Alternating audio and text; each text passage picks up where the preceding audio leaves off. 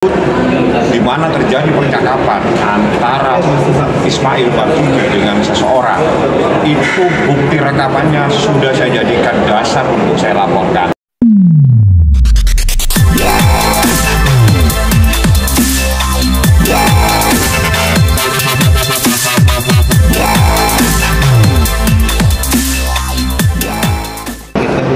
Assalamualaikum warahmatullahi wabarakatuh dan selamat siang teman-teman semua. Ini kita dalam keadaan sehat walafiat. Kemarin saya sudah bertemu dalam terkait dengan persoalan lain ya.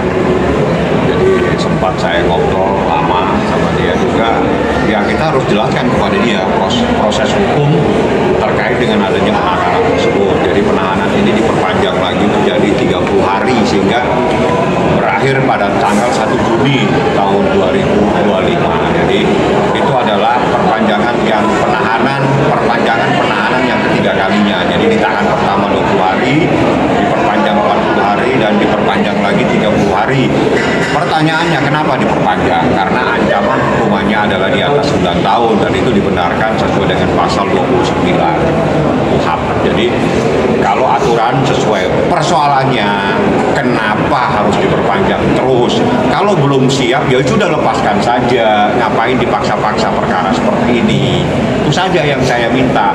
Kalau belum siap ya nggak usah paksa-paksa lah. Kalau Anda sudah berani menahan orang, harusnya Anda yakin bahwa perkara tersebut bisa Anda sidangkan dengan bukti-bukti yang ada. Dan saya ingatkan sekali lagi, rekaman tersebut di mana terjadi percakapan antara Ismail Marzuki dengan seseorang, itu bukti rekamannya sudah saya jadikan dasar untuk saya laporkan. Sehingga di dalam proses pemeriksaan di mana rekaman tersebut disebut-sebut dalam berita acara pemeriksaan, sudah saya nyatakan di dalam BAP tambahan bahwa rekaman tersebut adalah rekaman yang patut diduga adalah rekaman ilegal, dan saya laporkan kepada kepolisian supaya yang merekam maupun yang menyebarluaskan supaya diproses. Artinya apabila bukti rekaman tersebut dijadikan dasar untuk melakukan proses hukum, dijadikan dasar untuk laporan polisi ini, dijadikan dasar untuk melakukan penahanan dan atau menjadi bagian dari berkas perkara, maka saya tegaskan rekaman tersebut saat ini dalam proses hukum dan patut diduga rekaman tersebut adalah rekaman ilegal sebagaimana yang dilarang dalam pasal 31 dan penjelasannya menyatakan bahwa rekaman itu tidak dibolehkan kecuali yang melakukan rekaman itu adalah penegak hukum, aparat penegak hukum seperti itu. Tapi respon kita sendiri saat kalau diperpanjang? Ya Niki harus saya jelaskan, jadi bukan itu. Niki sendiri ya kalau memang ini harus bergulir ke persidangan, ya gulirkan aja gitu. Tapi kalau belum siap ya sudah segera lepaskan. Kenapa Anda harus menahan orang kalau Anda sendiri masih bingung cari bukti gitu. Jangan main-main lah dalam proses hukum ya. Bang, dalam artian berarti ini sudah 3 kali perpanjangan masa penahanan, kemungkinan akan P21 atau malah bebas? Saya nggak tahu, tanya ke penyidik ya, karena itu urusannya penyidik. Yang jelas penahanan tersebut adalah sesuai dengan pasal 29 KUHP karena ancamannya di atas 9 tahun. Yang jadi masalah bukan itu.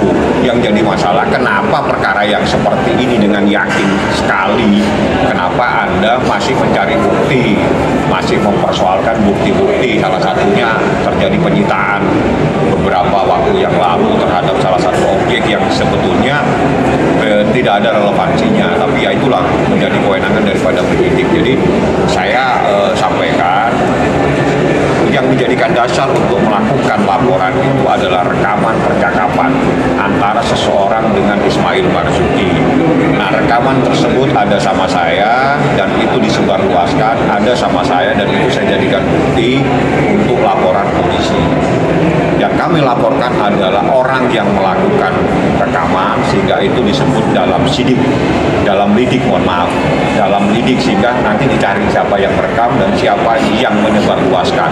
Artinya apapun itu yang ada dalam rekaman tersebut ataupun hasil dari rekaman tersebut adalah hasil yang patut diduga adalah hasil yang ilegal sebagaimana yang diatur dalam pasal 31 Undang-Undang ITE seperti itu. Laporan di mana, Bang? Polda Metro Jaya. Artinya dengan namanya proses ini diperpanjang terus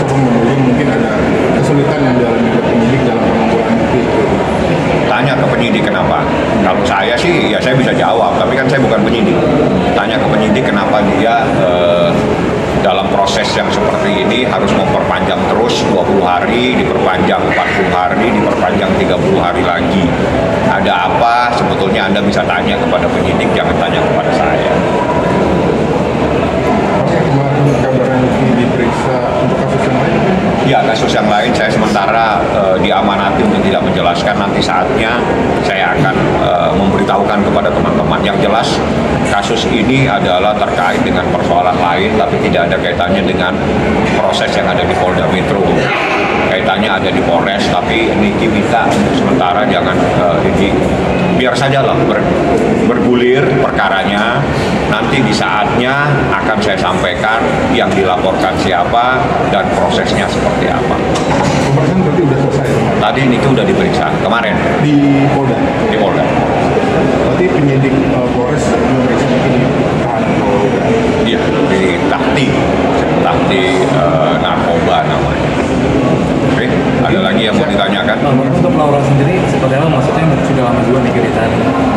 Laura ya Kondisinya seperti apa? dia baik-baik, dia kan dalam proses melakukan sekolah ya, kalau bahasanya itu tempat itu adalah sekolah, jadi pendidikan lah ya, jadi itu biarlah tempat yang guru-gurunya yang mendidik.